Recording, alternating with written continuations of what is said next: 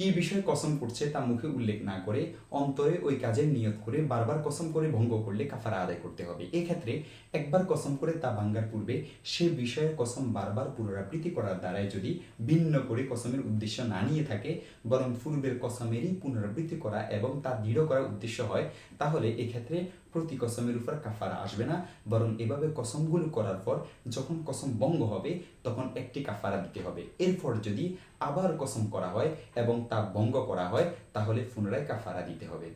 একটি কসমের কাফারা হলো 10 জন গরিব মিসকিনকে 2 বেলা তৃপ্তি সহ খানা খাওয়ানো, অথবা তাদের প্রত্যেককে এক জোড়া করে কাপড় দেওয়া।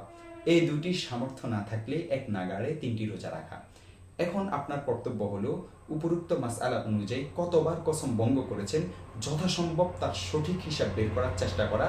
সঠিক হিসাব বের করা না গেলে প্রবল ধারণার ভিত্তিতে কাফারার সংখ্যা নির্ধারণ করে তা আদায় করবেন এবং আল্লাহ তাআলার নিকট ভুল ভ্রান্তির জন্য ইস্তেগফার করবেন।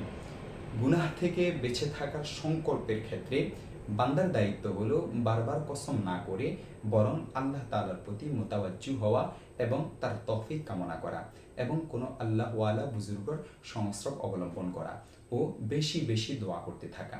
দেখতে পারেন সূরা মায়েদা 89 নং আয়াত, কিতাবুল আস 3 নং খণ্ড 238 নং পৃষ্ঠা এবং 3 নং খণ্ড 196 নং পৃষ্ঠা, আল মাবসুত সারাফসির 8 নং খণ্ড 157 নং পৃষ্ঠা, আয়রা ও সুনান 11 নং খণ্ড 426 নং পৃষ্ঠা, রুহুল মাআনি 7 নং খণ্ড 14 নং পৃষ্ঠা।